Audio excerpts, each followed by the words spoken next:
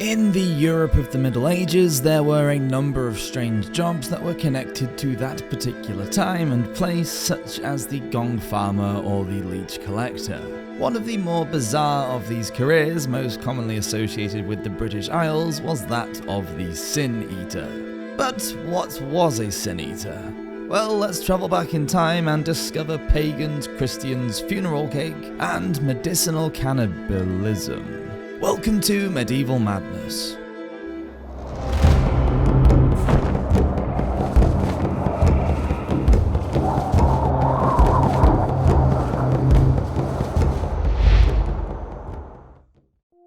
The old meets the new. Most of us are aware that during the Middle Ages, the Catholic Church held immense power and influence over the whole of Christendom. It shaped society and played a role in every aspect of medieval life, from social welfare to the arts, from politics to education. In Britain, pagan burial traditions began to decline with the Christianization of the Anglo-Saxons. Before this, many northern European tribes, whether they were Germanic or Scandinavian, shared similar beliefs and either cremated or buried their dead. The wealthy were often buried with some possessions that they might find useful in the afterlife.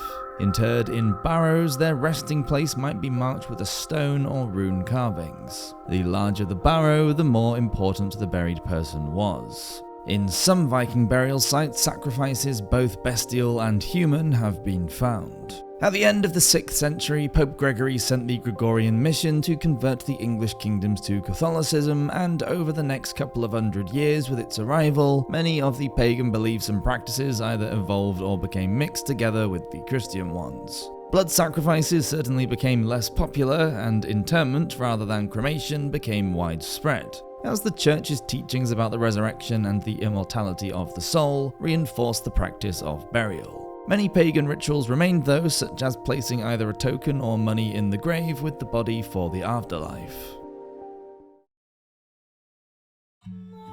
Gotta eat. Christianity did change many of the ancient pagan traditions, but in some areas of Great Britain, the Celts still celebrated the old ways for many years. And just as the pagans, to appease their gods, ritually killed and offered animals over the bodies of their dead, in a mix of pagan and Christian belief, sin-eating became a popular funereal rite. Despite the disapproval of the church, the family of a dead person would hire a human scapegoat to absorb the sins of the departed, so that their loved one may go on to heaven without the burden of their past transgressions. Although the origins of these human consumers of wicked deeds goes back to the ancient times, the first documented evidence of their existence is more recent. Well, relatively speaking, if you can call 337 years ago quite recent, which on this channel we certainly can. In his treatise Remains of Gentilism and Judaism, written around 1688, the English antiquarian and author John Aubrey gives us an account of the sin-eater. He wrote, quote, "In the county of Hereford was an old custom at funerals to have poor people who were to take upon them all the sins of the party deceased. One of them, I remember, lives in a cottage on Ross Highway. He was a long, lean, ugly, lamentable poor rascal. The manner of that, when the corpse was brought out of the house and laid on the bier, a loaf of bread was brought out and delivered to the sin-eater over the corpse, as also a mazer bowl of maple, gossip's bowl full of beer, which he was to drink up, and 6 in money, in consideration whereof he took upon him, by the very fact itself, all the sins of the defunct, and freed him or her from walking after they were dead. I believe this custom was heretofore used all over Wales. In North Wales, the sin-eaters are frequently made use of, but there, instead of a bowl of beer, they have a bowl of milk." Aubrey thinks the custom of the sin-eater may have some sort of connection with the Jewish scapegoat mentioned in the Old Testament of the Bible. Apart from the food, drink, and little money that they received in return for consuming the dead person's sins, a not-so-pleasant side effect of becoming a sin-eater was a shunning from society, as the delightfully named Bertram S. Puckle relates in his 1926 book, Funeral Customs, when telling the story of, quote, "Professor Evans of the Presbyterian College, Carmarthen, who actually saw a sin-eater about the year 1825, who was then living near Lamwanog, Cardiganshire. Abhorred by the superstitious villagers as a thing unclean, the Sin Eater cut himself off from all social intercourse with his fellow creatures by reason of the life he had chosen. He lived as a rule in a remote place by himself, and those who chanced to meet him avoided him as they would a leper. This unfortunate was held to be the associate of evil spirits, and given to witchcraft, incantations, and unholy practices. Only when a death took place did they seek him out, and when his purpose was accomplished, they burned the wooden bowl and platter from which he had eaten the food handed across, or placed on the corpse for his consumption. Dead sweet. Food and drink have often played a role at funerals, whether they be taken and placed in or left on a grave as an offering, or given to mourners at the wake beforehand or at the feast afterwards. However, it would seem the Sin Eaters ate their food from off the chest of the dead body. Hardly an appetite-inducing environment. Although, considering that these Sin Eaters were likely to be the poorest members of society, the so-called feeble-minded, the alcoholics and beggars, then it is not surprising that they would do just about anything for a meal. In medieval Germany, there was the funeral custom of eating corpse cake.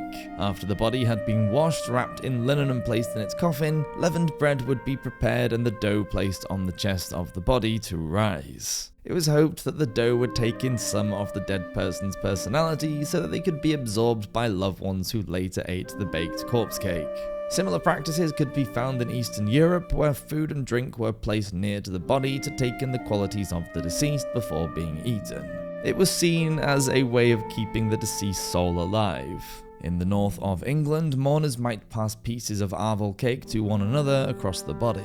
The tradition can be traced back to Viking Age funerals, when on the 7th day after a person's death, ritual drinking of the air ale took place. Bowls of ale would be raised into the air in a toast to the oldest male's inheritance of the family power and property. Arval cake would usually be washed down with spiced ale before the body was taken for burial. Eating the dead. From prehistoric times in Western Europe, humans have eaten other people's body parts either for religious reasons, nutritional need, or in healing practices. There are many tales dating from the Middle Ages that show cannibalism occurred during periods of war and famine. In the 11th century, in his book Historiarum, the Benedictine chronicler Rodolphus Glaber wrote about how the 5-year European famine, quote, had become so savage that grown sons ate their mothers while women did the same to their babies. He goes on to say that, quote, the custom of eating human flesh had grown so common that one fellow sold it ready cooked in the marketplace of Tours, like that of some beast. When he was arrested, he did not deny the shameful charge. He was bound and burned to death. The meat was buried in the ground, but another fellow dug it up and ate it, and he too was put to death by fire.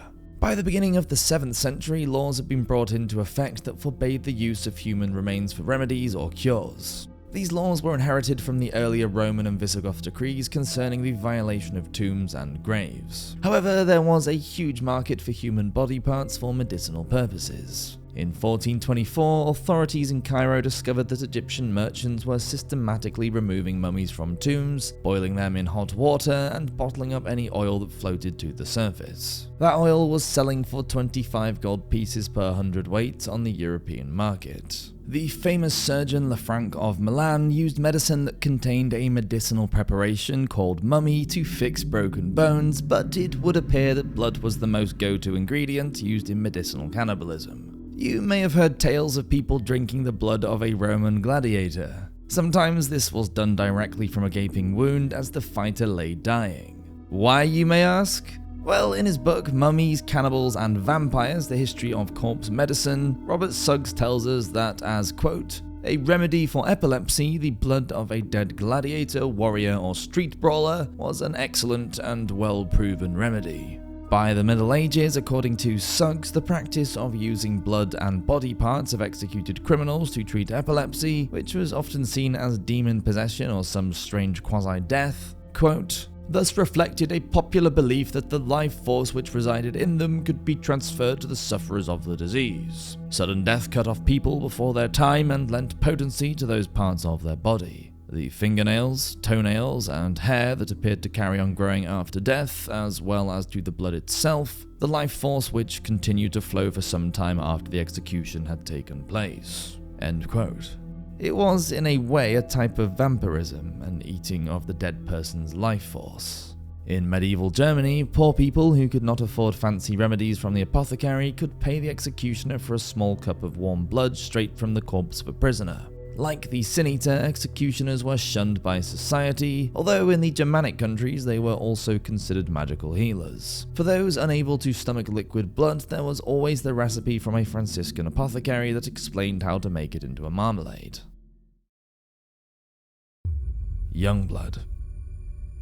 The Sin Eater's role was confusing. They provided much needed help in a time of grief and offered a way for their loved ones to enter heaven. But they were shunned and reviled for doing so. Their presence was a source of comfort, yet they were also feared. Superstition was rife across Europe during the Middle Ages, and it was easier for the church to just turn a blind eye to many of their parishioners' old ways. Once Protestantism began to rise with the spread of the Reformation, the practice of sin-eating began to decline, as that form of Christianity taught direct absolution from God. Because they represented the meeting of pagan and Christian ideas about the mystery of death, sin, and salvation, sin-eaters held a special place in medieval culture. It's about the medievals trying to find peace and atonement at the end of their lives and come to terms with their own mortality. As far as medicinal cannibalism goes, it was blood especially that was thought to hold all the answers, as it contained the body's vitality. Who hasn't heard the stories of aging rock and movie stars who have been accused of pumping themselves full of the blood of teenagers in an attempt to stay young looking like it is the elixir of youth? I mean, just look at this picture of John Travolta in 2025 and tell me that's clearly not the case. Even the genius that was Leonardo da Vinci must have thought there was something to be said for it when he declared, quote, "We preserve our life with the death of others. In a dead thing, insensate life remains, which, when it is reunited with the stomachs of the living, regains sensitive and intellectual life." Thank you so much for watching this episode of Medieval Madness. Please consider subscribing to the channel if you haven't yet, as we do release 2 videos like this every week. So until next time, hope everyone's doing well. Cheers!